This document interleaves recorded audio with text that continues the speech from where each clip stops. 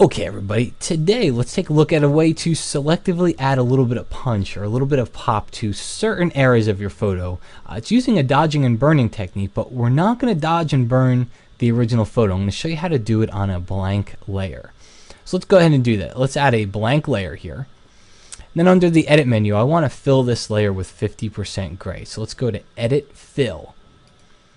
Inside Fill, I'm going to change my contents. I don't want to use foreground or background. I want to use the 50% gray option. And under the rest of the options, it's usually set to normal. Just leave it set to that. Opacity at 100 and click OK. And that fills your layer with a 50% gray neutral color.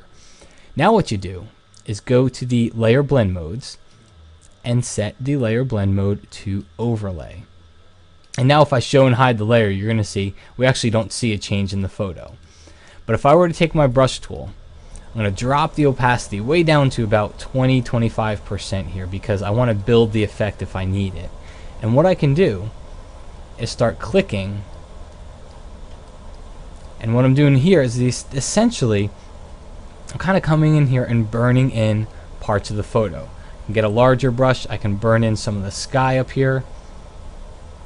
Give the sky a little bit more punch up top here, and then I could switch my foreground color. Just press the X key and I'll switch it from black to white. And now what I can do here is come in here and dodge a little bit. Alright, you can see here I'm brightening up. I'm trying to draw attention, and essentially what you're trying to do is lead people through the photo because they're going to look at the brighter parts of the photo first. Alright, and their eyes are going to be drawn through those bright parts. So I want to lead people through by just doing a little bit of dodging and burning here. Okay, so if I want people to look here first, I would do a little bit more work and brighten up some of the area here. If I want them to not look so much over here, then I would switch over to black and I'll darken some of these sides a little bit.